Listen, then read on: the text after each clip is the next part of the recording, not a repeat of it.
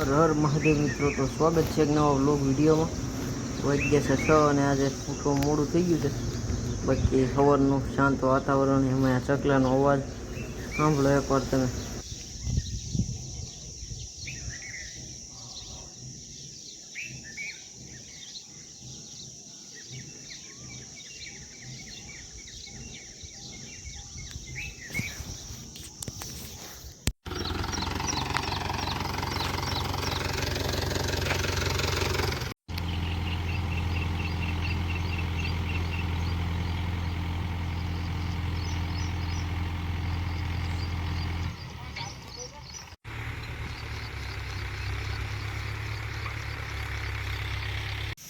તો guys finally આપણે જે પાછું મારવાનું હતું મારી દીધું.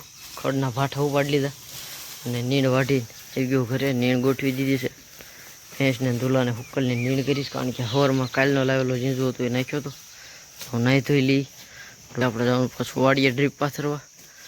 તો બન્યા રહીજો વ્લોગમાં અંત સુધી. આવી ગયા છે વાડીએ. પછી સુગાડ કરવાનો હતો કરી નાખ્યો છે. સકડું ફરે છે, ડ્રીપ પથરાય છે આપણી. આગળ ત્યાં જઈને બતાવું તમને, ફરો ખાવા જાવ ત્યારે. તો ગઈ આપણે 3 ફૂટના સા નાખ્યા છે, એટલે 18 ચોટિયા પઠરાણા અને 8 હજી બાકી, એટલે 26 ટોટલ સા થાય. તો વાગ્યા છે 12. તો જવા દઈએ ઘરે. અને દુકાને ઓપન વેલ આવ્યો છે. સવારના આપણા ગયા નથી, એટલે જવા દઈએ ને નાહી ધોઈને ખાઈ પીને પછી. અને કાલનો વ્લોગ હજી એડિટ કરવાનો બાકી છે, એડિટ કરશું. બાકી આપણે ડ્રીપ પાથરવાની નિંજા ટેકનિક કેવી લાગી કોમેન્ટ કરી દેજો. આગળ તમને બતાવું, કારણ કે આમાં શોર્ટીઓ લઈને જવું પડે, એટલે વિડીયોનો મેળ ન થાય. સાંજે જાવશું ત્યારે બતાવશું. તો ફાઇનલી ગાઈજી નાહી ધોઈને આવી ગયો છું દુકાને. અને આપણે નહોતા એટલે ઓપન વેલ આવ્યો તો ખોલી નાખ્યો છે. બળી ગયો હતો એટલે વાયરિંગ કાઢી નાખ્યું છે એનું. કે આપણે જે વસ્તુ બધી મગાવી હતી, સ્ટડ, સેફ ગાર્ડ, 17 નંબરના જાડા વાયસર, સ્ટડ બીજા, ટી સ્ટડ, પછી આ વેજ સ્ટીક અને ઠસ બેરિંગ. તો આપણે બધું ઠસ બેરિંગના ખાનામાં જવા દઈશું. સ્ટડના નવા ડબલામાં નાખી દઈશું. બાકી બધું ગોઠવી અને આ ઓપન વેલને કહવાનું ચાલુ કરીએ. અને આજ તો આમ ગણતરી નહોતી, દુકાને રજા જ રાખવાની હતી, પણ હવે તાત્કાલિક કામ આવે ઇમરજન્સી વાળું એટલે કરી દેવું પડે. બાકી એક આ 5 HP 6 ટેસ્ટ છે અને વેચાણ માટે છે. તો જો કોઈને લેવું હોય તો કોમેન્ટ કરજો અને ઇન્સ્ટાગ્રામ ઉપર DM કરજો, જેથી તમને એની પૂરી માહિતી મળી જાય. 5 HP છે, 6 ટેસ્ટ છે. કદાચ જો તમારે પંપનો વધઘટ કર્યું હોય, 4 સ્ટેજનો કરવો હોય તોય મળી જાય છે, 5નો કરવો હોય તોય મળી જાય છે. અને મોટરની કન્ડિશન તો સારું છે, ખાલી એક ઠસ બેરિંગનો પ્રોબ્લેમ છે. એટલે જો અત્યારે બસ એને ઠસ બેરિંગ બદલી અને પાણી ભરીને કમ્પ્લીટ કરીને મેક દેવું. તો જો કોઈને લેવાની ગણતરી હોય તો ઇન્સ્ટાગ્રામમાં DM કરજો. તો ફાઇનલી ગઈ આપણે ઓપન વેલને સાફ કરી નાખ્યો તો ભાઈ.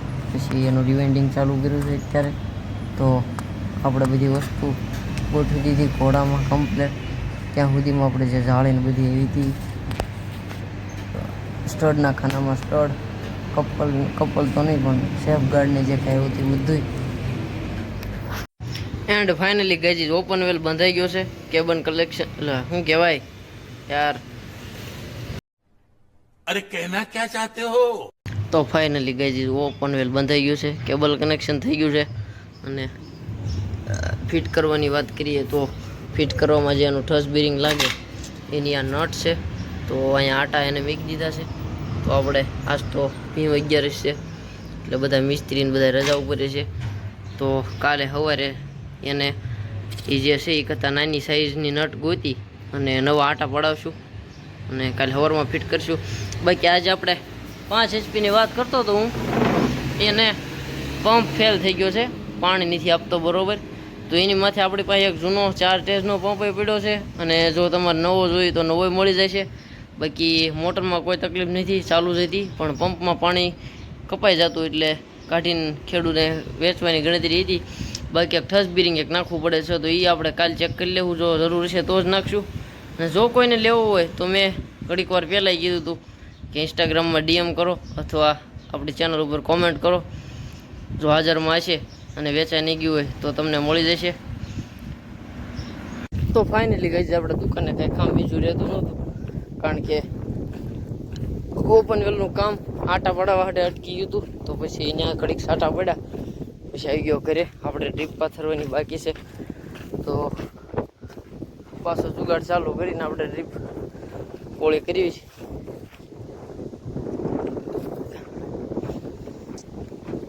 તમને ત્યાં જઈને બતાવીશ. જો મારે ત્યાં જવાનો વારો જ નહીં થતો, કારણ કે હું અધવશીથી સોટિયા લઉં ક્યાંય શેઠે એટલે.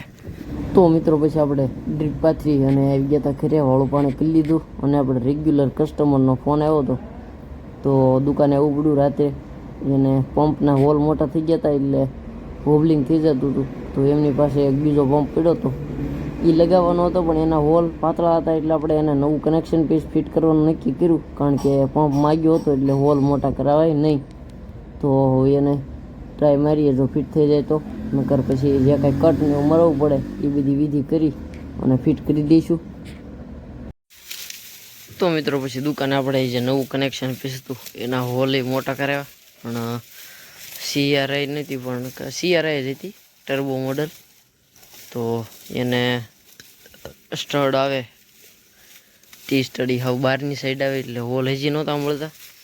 તો કાલે કનેક્શન પીસ નહીં, પણ જે એનું હાઉસિંગ છે એના હોલ મોટા કરાવશું, એટલે સ્ટડ થોડાક અંદર લેવાય, પછી ફિટિંગ કરશું. જો ટ્રાય મારશું થાય તો. આવી ગયા ઘરે, વાગ્યા છે અત્યારે 11 ને 11 ફીટ થઈ છે.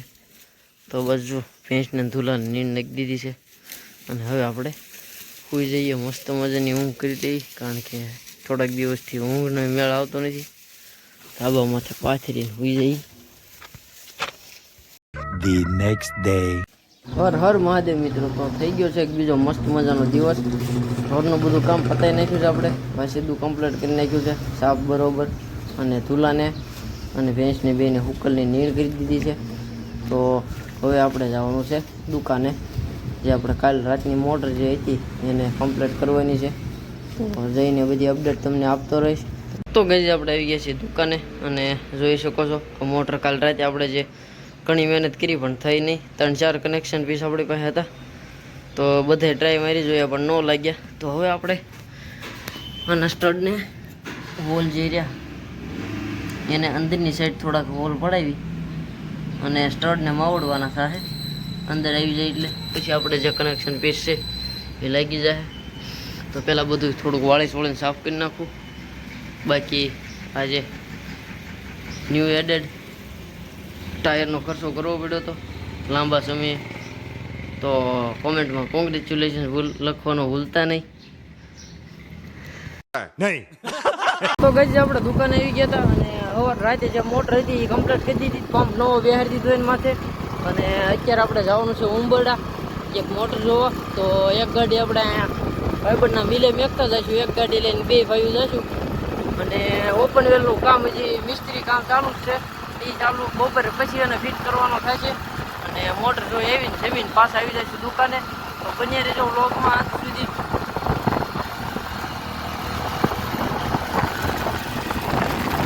તો ગઈ બપોરે આપણે ગયા હતા ઉંબરડા. એ મોટરને બીજો કોઈ ફોલ્ટ નહોતો. એક એમ્પિયર કાંટો 2-3 એમ્પિયર વધારે બતાડે છે ખરાબ થઈ જવાને લીધે, અને પાવર અત્યારે બધી એક મોટરું ચાલુ હોય એટલે પાવર ઘટતો હોય એટલે વધારે એમ્પિયર 2-3 લે છે, પણ એનો કોઈ વાંધો નહીં. અને એક ભૂલી ખેડૂતની કે 16 હોર્સ પાવરના ઓલા ટ્રાન્સફોર્મરમાં 2 મોટરો વાગે છે, પછી તો પાવર ડીમ પડવાનો જ છે.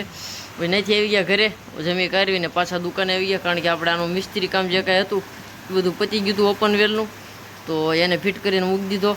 પછી એક આપણા ટ્રેક્ટરે બપોર વચ્ચે એક મોટર કાઢી છે, આ 7.5 HP મોટર છે, અને બરોબર સાફ કરીને એને રિવેન્ડિંગ કરવાનું ચાલુ કરી દીધું. 2 કોઇલ બેઠી છે પહેલાં ફેઝની, અને આ પાવરના લોડને લીધે જ બળી ગઈ હતી. તો બસ જો આ રિવેન્ડિંગનું કામ ચાલુ છે, અને આપણે જે ડ્રીપ અડધી નથી પથરાણી, ત્યાં જ વરસાદ મેઘરાજ મહારાજે પધાર્યા છે. તો કાંઈ વાંધો નહીં, આપણે તો સીધા કપાસિયા સોંપી દેવું. આપણે ક્યાં ઉતાવળ જેવી ઉપાધિ છે કાંઈ. આપણે 1.5 ફૂટના ગાળે બટન છે, એટલે 4 કલાક એક ધારું ડ્રીપમાં પાણી મૂકીને તોય 2 બાજુ ધાબા પડી જાય પાણીના. 2 બટન વચ્ચે પૂરેપૂરી જગ્યા પૂરાઈ જાય, એટલે આપણે ગમીને સોંપી દઈએ કપાસ્યો તોય હાલે. તો હવે કેટલીક ઘણી વરસાદ વરે એ ઉપર આધાર રહે, અને એક મોટર બીજી માંડવા જે ખેડૂતની છે એ આવી શકે એમ ન હોય એટલે લેવા ગયો છે ભાઈ. તો જો પલ્લી ન જાય તો સારું, હજી ગયો છે, નીકળ્યો છે, આવશે આગળ ઘડી બગડીમાં. બાકી વરસાદ જુઓ તમે.